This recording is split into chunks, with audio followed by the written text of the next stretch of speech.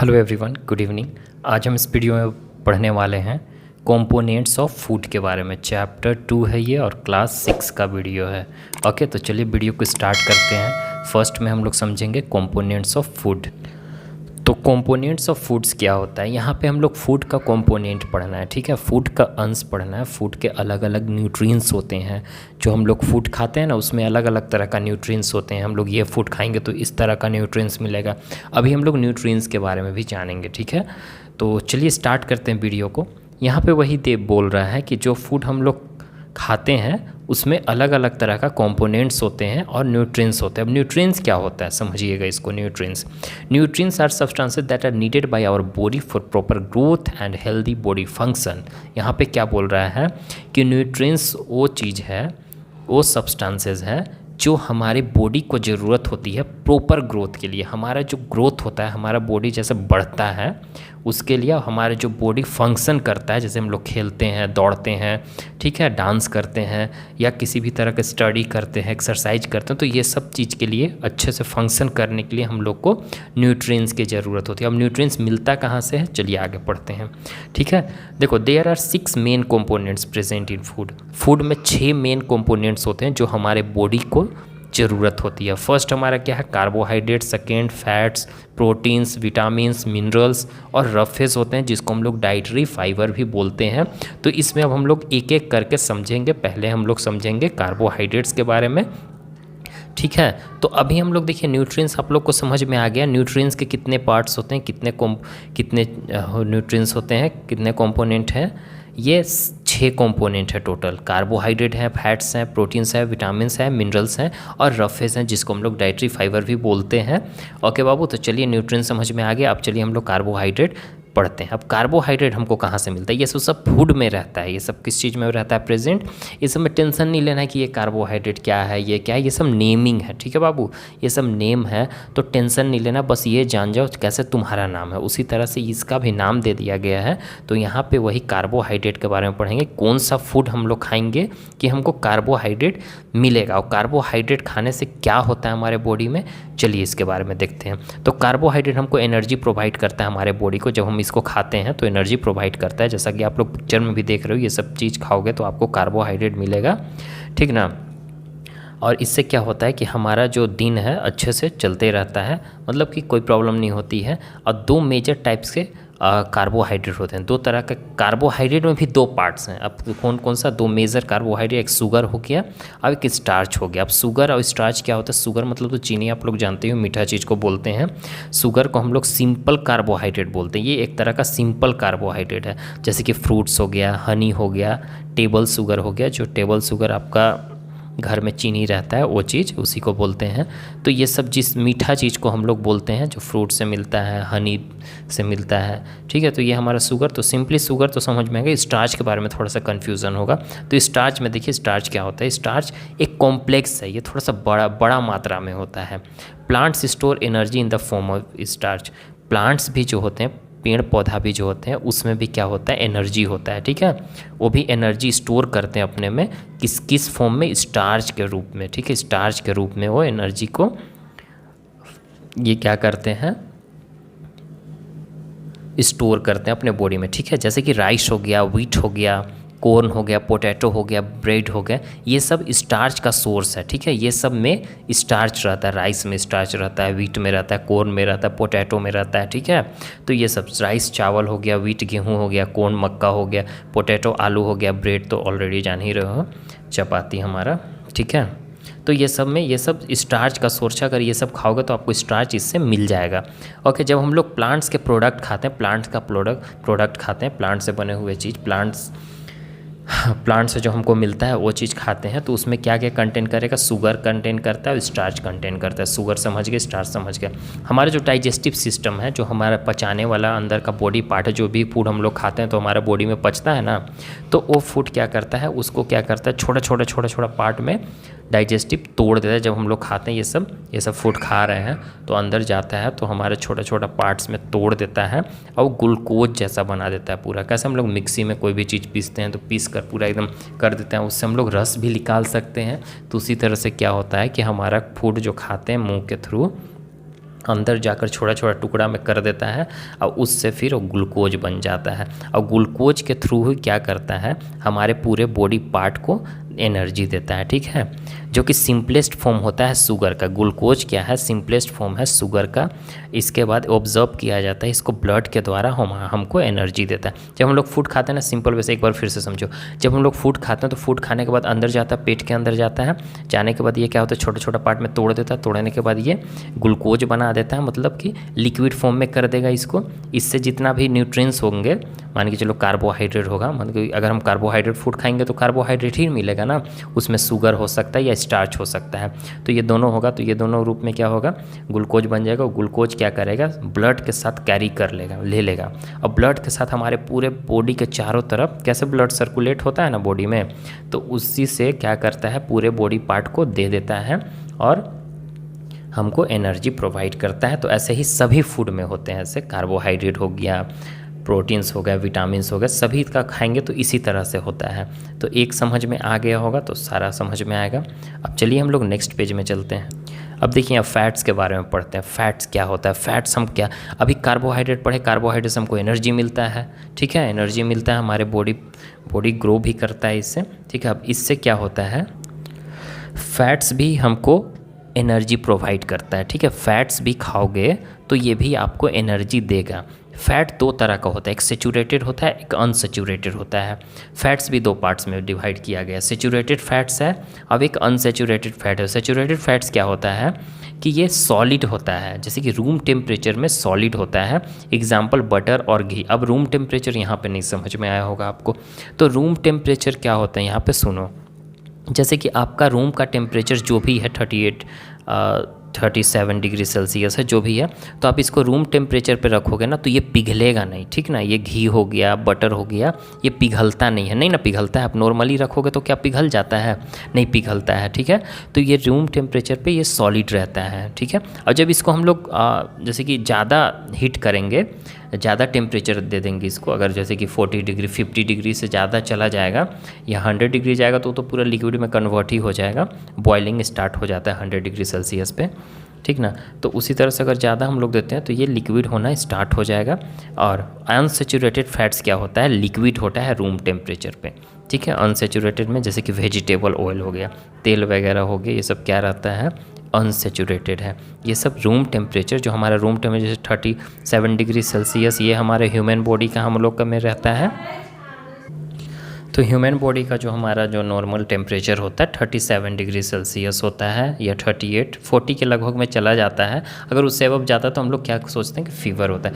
अब room temperature आप लोग खुद से मानो कि आपका रूम का टेम्परेचर कैसा होगा, कितना गर्मी लग रहा है, उसके हिसाब से आप अपने ऑब्जर्व कर सकते हो कितना हो सकता है, ठीक है। तो वही रूम टेम्परेचर पर ये सब, ये लिक्विड रहेगा तो ये अनसेचूरेटेड है, अब ये सॉलिड रहेगा तो ये सेचूरेटेड है। तो ये दोनों क्लियर हो गया होगा आई थिंक।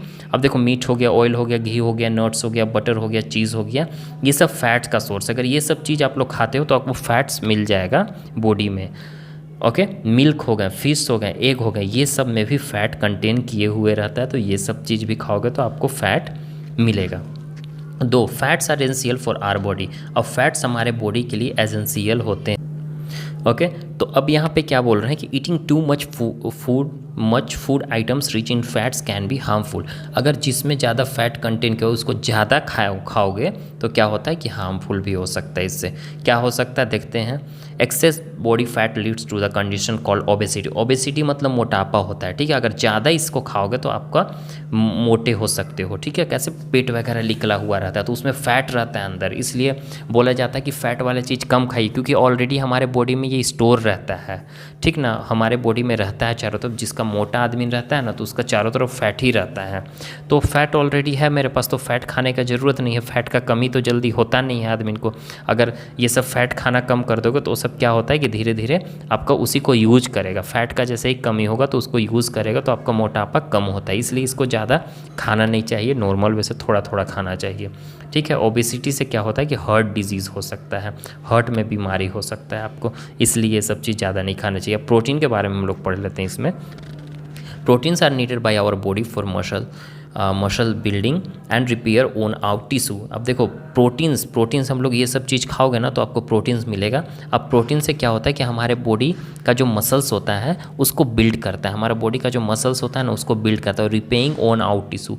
अब ये क्या करता है, देखो जैसे कि कभी कभी क्या होता है कि आपको कट जाता है, ब्लीडिंग होना स्टार्ट हो जाता है, कट जाता है तो आपको ऊपर से का जो मसल्स होता है वो निकल जाता है। कभी कभी देखते हो ना पूरा वाइट दिखता है, मसल्स ऊपर से निकल गया, चमड़ा निकल गया, कहीं कट गया, ज़्यादा कट गया, जख्म वगैरह हो गया, तो वो सब देखते हो कभी कभी बिना दवा खाए ऑटोमेटिक ठीक हो जाता है।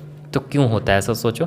इसलिए ऐसा होता है क्योंकि आप प्रोटीन्स फूड ज़्यादा खाओगे ना इस तरह का, तो इससे क्या होता है कि आपका जो टिश्यू वगैरह जो मर गए हैं, मसल्स वगैरह, वो सब क्या होगा, फिर से रिपेयर हो जाएगा। टिश्यूज़ कहने का मतलब कि आपके हमारे जो बॉडी है टिश्यू से मिलकर बना हुआ है, ठीक ना, टिश्यू से मिलकर बना हुआ है। और इसके बारे में और डिटेल में पढ़ना है और चैप्टर में, तो अभी टेंशन नहीं लेना है आपको। हमारे जो मसल्स है, ऑर्गन्स हैं, ठीक है, यहाँ तक कि ब्लड है, ये सब चीज़ किस चीज़ से बना हुआ है, प्रोटीन से बना हुआ है, ठीक है, ये सब चीज़ प्रोटीन से बना हुआ है।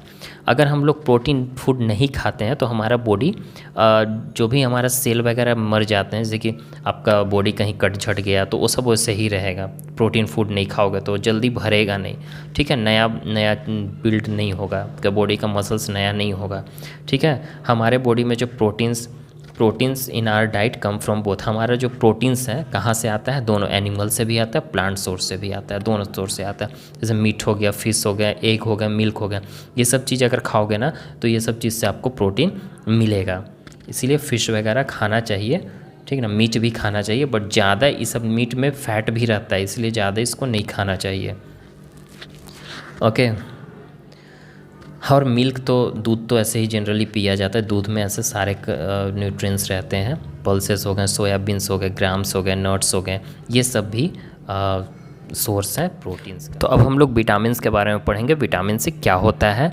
तो विटामिन्स हमारे बॉडी को अच्छे से फंक्शन करने में मदद करता है। अगर विटामिन्स आपके बॉडी में कमी हो जाती है तो इससे आपको क्या चीज़ का, आपका बॉडी अच्छे से फंक्शन नहीं कर पाएगा, जैसे कि आप दौड़ नहीं पाओगे, खेल नहीं पाओगे, मतलब कुछ भी काम करोगे ना, एक्टिविटी वगैरह, तो आपको थोड़ा सा अंदर से वीकनेस टाइप फील होगा, ओके, मतलब ये कमजोरी टाइप लगेगा, अच्छे से फ्रेश नहीं रहोगे आप, तो ये अच्छा से फंक्शन नहीं कर पाता है। और इससे क्या होता है कि हमारा आँख को, हड्डी को, दांत को, गम्स को, ये सब चीज़ को हेल्दी रखता है। इस चीज़ को अगर विटामिन्स आप लेते हो तो देखो टोटली 13 तरह का विटामिन्स होते हैं। कैसे डॉक्टर वगैरह के पास आप जाते हो तो कभी बोलता है कि आपका विटामिन ए का कमी है, विटामिन बी का, तो उस टाइप से टैबलेट लिखता है, सिरप देता है, ताकि आपका वो सब विटामिन का जो कमी है वो तुरंत भरपाई हो जाए, ओके। तो इस तरह से होता है। तो 13 तरह के विटामिन्स होते हैं, इसके बारे में पढ़ेंगे। उससे पहले हम लोग ये पढ़ेंगे, विटामिन्स 2 टाइप के होते हैं, 2 टाइप्स के होते हैं, एक फैट सोल्यूबल होता है, एक वाटर सोल्यूबल होता है। फैट के बारे में हम लोग पढ़े हैं,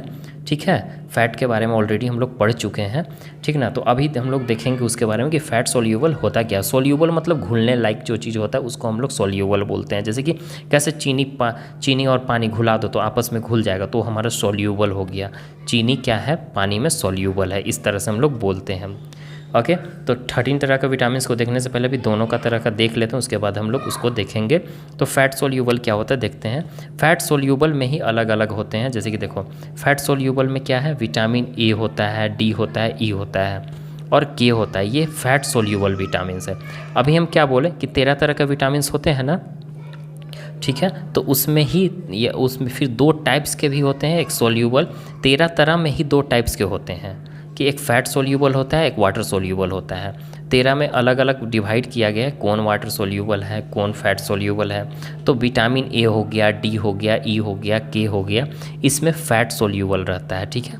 these are stored in the fat tissues of our body and are used when the body needs them. देखो ये हमारे बॉडी में स्टोर रहता है ऐसे फैट टिश्यू के जरिए, और जब हमारे बॉडी को ज़रूरत होती है तो ये क्या करता है, उसको देता है। Our body prepare vitamin D, हमारे बॉडी क्या विटामिन कैसे प्रिपेयर करता है विटामिन डी, धूप के प्रेजेंस में, ठीक है। कैसे हम लोग धूप में बैठ जाएंगे, कभी कभी क्या होता है कि आपको विटामिन डी का कमी हो गया तो डॉक्टर आपको सजेस्ट करता है कि आप धूप में बैठो 1 से 2 घंटा, ताकि आपको विटामिन डी का कमी दूर हो जाए। विटामिन डी हमको सन का लाइट से मिल जाता है, ओके।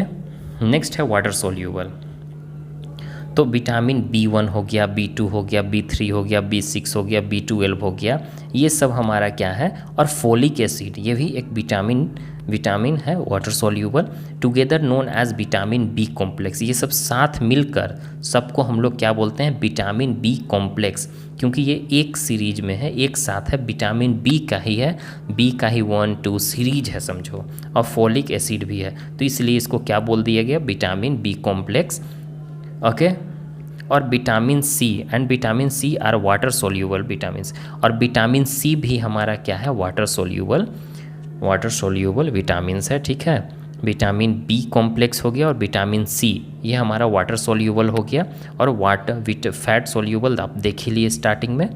ओके, तो अभी तक किसी को कोई कन्फ्यूज़न नहीं हो रहा होगा। देखिए यहाँ पे नेक्स्ट क्या है हमारा,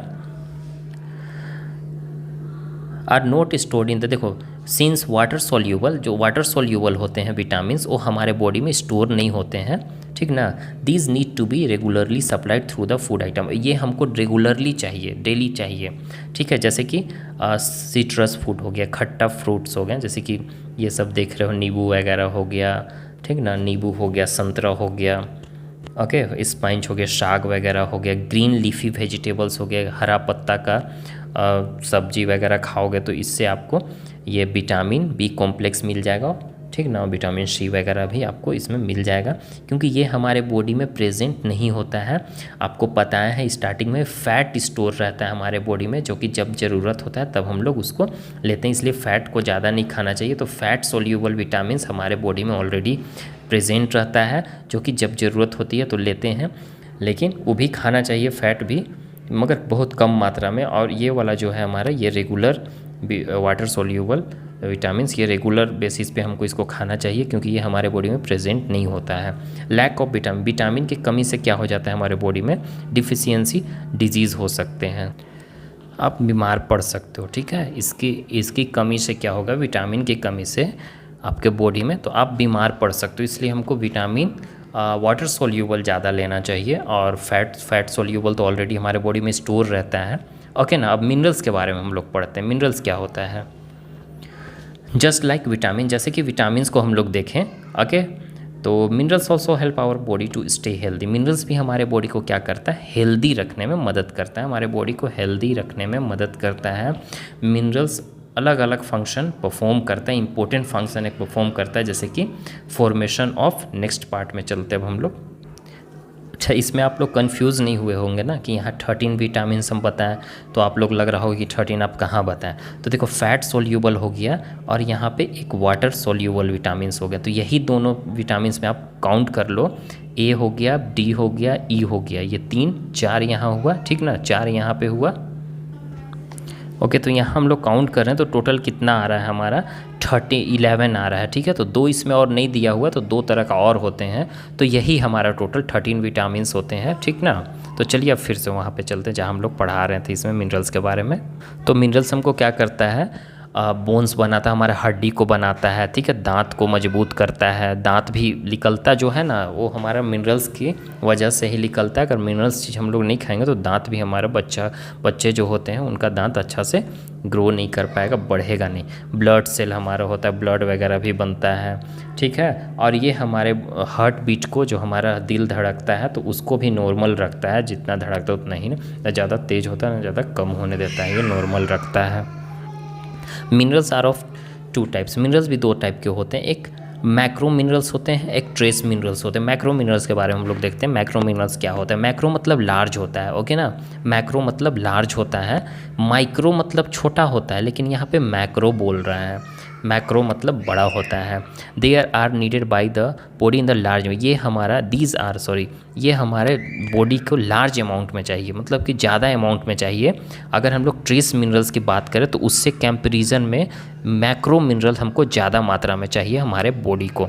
जैसे कैल्शियम हो गया, ये सब नाम है, ठीक है, इसमें कंफ्यूज नहीं होना, ये सब नेमिंग किया गया है, ये सब हमको मिलता है फूड खाने से। जैसे कैल्शियम हो गया, मैग्नीशियम हो गया, सोडियम हो गया, पोटेशियम हो गया, ये एग्जाम्पल है मैक्रो मिनरल्स का, जो कि कौन सा फूड्स खाएंगे तो हमको मिलेगा, इसमें दिया हुआ है।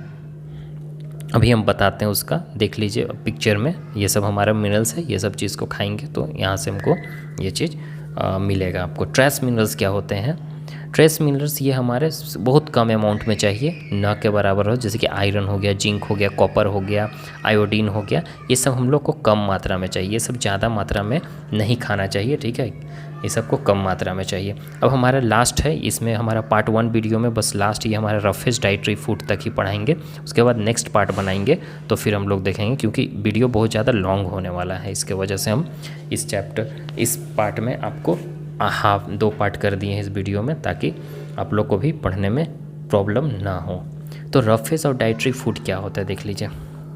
रफेज कहने का मतलब कि the portion of plant food, plant जो हमारा प्लांट से फूड का जो पोर्शन होता है, कुछ कुछ पार्ट्स होते हैं उसको, जैसे कि अनडाइजेस्ट होता है, remain अनडाइजेस्ट, do not provide any nutrients, ये सब क्या करता है, किसी तरह का न्यूट्रिएंट्स इससे प्रोवाइड नहीं होते, ये सब खाओगे तो आपको किसी तरह का न्यूट्रिएंट्स नहीं मिलेगा। लेकिन इनका काम क्या होता है जब न्यूट्रिएंट्स नहीं देता है, जैसे कि फैट हो गया, विटामिन्स हो गया, कार्बोहाइड्रेट, मिनरल्स, ये सब चीज़ तो ये सब हमको इससे नहीं मिलता है। बट इसका काम क्या है, अब चलिए देखते हैं। तो any nutrients to our body but provide bulk to our food is called roughage or dietary. लेकिन ये हमारे फूड को क्या करता है कि हमारे फूड को जो हम लोग फूड खा रहे हैं, कुछ भी तरह का चीज़ खाएं और उसके बाद ये सब चीज़ खाते हैं, तो क्या होता है, हमारा जो खाना है, जितना भारी मात्रा में हम खाना खा रहे हैं, उसको क्या करता है, ये पचाने का काम करता है। क्लियर हो गया यहाँ से? सिंपल लैंग्वेज में समझो, ये क्या करता है, हमको पचाने का काम करता है। कि लास्ट में हम लोग सैलड वगैरह खाते हैं ना, ठीक है, गाजर हो गया, खीरा हो गया, टर्निप है, ये सलजम वगैरह का खाते हैं, तो इससे क्या होता है कि हमारे फूड को पचाता है, इसलिए सब लोग सैलड लास्ट में खाते हैं। क्लियर है? जैसे कि रफेज हमारे बॉडी को, डाइजेस्टिव सिस्टम को हेल्दी रखता है ये, ठीक है, डाइजेस्टिव सिस्टम को हेल्दी रखता है, ये हमारे फूड को डाइजेस्ट अच्छे से करा पाता है, जिसको हम लोग डाइटरी फाइबर भी बोलते हैं और रफेज भी बोलते हैं। तो ये 2 तरह, तो यहाँ पे हम लोग 2 तरह का देखें, सॉल्यूबल होता है और एक इनसॉल्यूबल होता है। सॉल्यूबल मतलब घुलने वाला, इनसॉल्यूबल मतलब ना घुलने वाला। जैसे कि हम आपको पिछले एग्जाम्पल में बताया था कि चीनी पानी जो घुल जाता तो वो सॉल्यूबल है, ठीक है, और जो जैसे कि बालू और पानी डालोगे तो वो इनसॉल्यूबल हो गया। बट यहाँ पर कुछ अलग है, मैंने आपको एग्जाम्पल दिया उसको बताने के लिए, ताकि आपको समझ जाओ। देखो, सॉल्यूबल फाइबर जो होते हैं ना, वो वाटर में घुल जाते हैं। इनसॉल्यूबल जो होता है, इनसॉल्यूबल फाइबर्स जो होते हैं वो घुलते नहीं हैं वाटर में। ओके, तो एप्पल्स हो गया, स्ट्रॉबेरी हो गया, पीच हो गया, रिच हो गया, राइस, ये सब एग्जाम्पल हैं फूड का जो सॉल्यूबल फाइबर हैं, जो कि वाटर में क्या हो जाते हैं, ये घुल जाते हैं प्रॉपर वे से। क्लियर है? अब पूरा ग्रेन जो है, जैसे ग्रेन हो गया, कैरोट हो गया, कैबेज हो गया, टर्निप हो गया और कलीफ्लावर्स हो गए, ये सब एग्जाम्पल हैं। ये इसमें भी क्या रहता है, ये इसमें इनसॉल्यूबल फाइबर्स हुए। इनसॉल्यूबल फाइबर का मतलब ये सब पानी में नहीं घुलते हैं। Lack of insoluble fibres in the diet cause the stool to become the hard and difficult to pass. अब देखो, इनसॉल्यूबल फाइबर्स की कमी के कारण क्या होता है ना, कि कुछ कुछ इनसॉल्यूबल फाइबर्स ऐसे होते हैं कि जो कि पानी में नहीं घुल पाता है। इसके कारण क्या होता है कि जो हम लोग डाइट लेते हैं, जो हम लोग खाना खाते हैं, इससे क्या होता है कि वो हार्ड हो जाता है और पास होने में, अंदर पास होने में उसमें क्या होता है कि डिफ़िकल्ट होता है। अब जैसे कि घुलेगा नहीं तो फिर हमारा अंदर पेट के अंदर गया तो उससे फिर बाहर निकलने में थोड़ा सा डिफ़िकल्टीज़ होगी ना, बाहर निकलने में, ठीक है। तो इसी कंडीशन को हम लोग क्या बोलेंगे, कॉन्स्टिपेशन। इस कंडीशन को क्या बोलते हैं हम लोग, कॉन्स्टिपेशन बोले। आप कॉन्स्टिपेशन फिर से एक बार समझ लो, ठीक है। जो इनसॉल्यूबल फाइबर जो होते हैं, जो पानी में नहीं घुल पाते हैं, वो तो हमारे डाइट में जो होता है, इसके कारण क्या होता है कि वो जो हार्ड फूड जो होता है हार्ड हो जाएगा। अब पानी में नहीं घुलेगा तो हार्ड होगा ही नहीं। अब एक चना ले लिए, ठीक है, अब चना ले लिया। अब चना को पानी में डालते हैं तो पानी में डालने से पहले वो कैसा रहता है चना, देखते हो ना, पूरा हार्ड रहता है। तो उसको हम डायरेक्टली करते हैं तो वो सब पानी में क्या होता है कि ये घुल जाता है पूरी तरह से ऐसा नहीं कि वो भी नहीं घुलता है, ग्रेन नहीं घुलता है, बट क्या है कि थोड़ा सा सॉफ्ट हो जाता है। तब भी तो दिक्कत होता है ना पास होने में, जब तक हम उसको चबाते नहीं हैं तब तक अंदर जाता नहीं, तो फिर वो हार्ड होगा, हार्ड स्मूथ नहीं होता है। तो उसी तरह से क्या होता है, कुछ कुछ ऐसे फाइबर्स हैं इनसॉल्यूबल फाइबर्स की, जो कि क्या करता है कि अंदर जाता है तो अंदर जाने में फिर वो हार्ड हो जाता है पानी में नहीं घुलने के कारण, और इसी कंडीशन को और फिर वो पास होने में डिफ़िकल्ट होता है। तो इसी कंडीशन को हम लोग कॉन्स्टिपेशन बोलते हैं। क्लियर हो गया कॉन्स्टिपेशन। नेक्स्ट आता है हम लोग वाटर के बारे में। वाटर भी हमारा क्या काम करता है, फूड को पचाने का काम करता है। और भी चीज़ इससे हमको मिलता है, क्या क्या मिलता है न्यूट्रिएंट्स, चलिए देखते हैं। लगभग हमारे बॉडी में जो होता है ना 70% जो होता है हमारा बॉडी का वेट किसके कारण होता है, वाटर के कारण होता है, ठीक है, पानी के कारण। हमारे बॉडी में इतना सारा पानी रहता है, ठीक है। हमारे बॉडी को पानी चाहिए अच्छा हेल्थ के लिए, इसलिए डॉक्टर भी सजेस्ट करते हैं कि पानी दिन भर में जितना पानी पियोगे कोई प्रॉब्लम नहीं है। पानी ओवर भी हो जाता है तो कोई दिक्कत नहीं है, ठीक है। ये हमारे क्या करता है, फूड सब्सटेंसेस को ट्रांसपोर्ट करने में मदद करता है। ट्रांसपोर्ट करने में क्या, जैसे कि आप पानी खाओ, पानी पियो, तो एक जगह से दूसरी जगह ले जाने में ये मदद करता है, ठीक है। ये हमारे बॉडी को जितने भी न्यूट्रिएंट्स हम लोग जो भी फूड वगैरह खाते हैं, जो भी फूड खाएं तो अलग अलग टाइप का न्यूट्रिएंट्स मिलेगा ना, ठीक है। तो वो जो न्यूट्रिएंट्स लेने में ये काम करता है, न्यूट्रिएंट्स लेने में ये क्या करता है, ऑब्जर्व करवाने में ये काम करता है फूड से न्यूट्रिएंट्स को। अब ये हमारे बॉडी को टेम्परेचर को रेगुलेट करता है। जैसे कि आपका बॉडी टेम्परेचर को मेंटेनेंस किए हुए रहता है, ज़्यादा हाई टेम्परेचर नहीं होने देगा, टेम्परेचर आपका मेंटेनेंस रहेगा, ठीक है। बुखार वगैरह भी नहीं लगता है, इसलिए डॉक्टर भी हमेशा बोलते हैं कि पानी पियो। इसलिए अभी से पानी पीना स्टार्ट कर दो। डेली आप 8 गिलास तक पियो ना पानी, कोई दिक्कत नहीं है। 8 गिलास नहीं हो पाएगा, 5 गिलास तो एटलीस्ट कर सकते हो ना, उतना पियो, ठीक है। It is needed for various chemical reaction. ये अलग अलग केमिकल रिएक्शन के लिए भी ज़रूरत होती है, जैसे कि डाइजेस्ट हो गया, एक्सक्रीशन हो गया, which take place in our body. अब क्या है डाइजेस्ट, जैसे खाना पचाने के लिए, और एक्सक्रीशन के लिए। एक्सक्रीशन क्या होता है कि जैसे कि हम लोग खाना खाते हैं तो जो हमारा अंदर पेट के अंदर जो वेस्ट मटेरियल वो बाहर निकलता है ना, तो उसी को एक्सक्रीशन बोलते हैं, ठीक है। बाहर हम लोग निकालते हैं तो उसी को एक्सक्रीशन बोलते हैं, जो हमारे बॉडी में होता है। हमको water not only from the liquid we drink also food add with milk. देखो यहाँ पे क्या बोल रहा है, we get water not only from the liquids. हमको वाटर सिर्फ लिक्विड से ही नहीं मिलता है। ऐसा नहीं कि हम अभी वाटर को पानी पी रहे हैं तो उसी से मिलेगा, और भी चीज़ है जिसको हम लोग खाना खाते हैं ना उसके थ्रू भी मिलता है। अब खाना क्या चीज़ से मिलता है, पानी, दूध में पानी रहता है, ठीक है। फ्रूट्स में भी, वेजिटेबल्स में भी पानी रहते हैं, ठीक है। जूस में भी, अच्छा जूस, ये सब अच्छा सोर्स है किस चीज़ का, वाटर का। अगर ये सब रेगुलर आप लोग वेजिटेबल्स खा रहे हो, सब्जी वगैरह खा रहे हो, साग सब्जी, फ्रूट्स वगैरह खा रहे हो, मिल्क पी रहे हो, दूध, तो ये सब से आपको वाटर की कमी नहीं होगी। वाटर इससे आपको मिल जाएगा, और जनरली हम लोग वाटर पीते ही हैं। वी नीड ड्रिंक एटलीस्ट 2 और 3 litres of water per day to keep healthy. हम लोग देखो 2 से 3 लीटर्स पीने के लिए बोल रहा है पर डे, अपने आप को हेल्दी रखने के लिए। क्लियर है, अपने आप को हेल्दी रखने के लिए। तो आप इतना पानी पियोगे तो आप अपने हेल्दी रहोगे। 2 लीटर एटलीस्ट पियो, मतलब कि 2 लीटर कहने का मतलब कि आपका 200 ml, 2000 ml, ठीक है। 2000 ml आपको पीना होगा पानी एटलीस्ट, कम से कम, ठीक है। तो आप लोग देखो जितना पानी पिया पाएगा उतना पियो आप लोग। तो डियर, इस वीडियो में ये हमारा पार्ट 1 वीडियो था। अब हम तुरंत आपको नेक्स्ट पार्ट दे देंगे, 1 से 2 दिन में नेक्स्ट पार्ट अपलोड करने वाले हैं, ठीक है, पार्ट 2 वीडियो। ओके डियर, और लाइक सब्सक्राइब जरूर करें, अपने फ्रेंड के साथ भी शेयर कीजिए। इस वीडियो में कहीं कहीं कुछ मिस्टेक्स अगर होंगे तो आप हमको बताइएगा,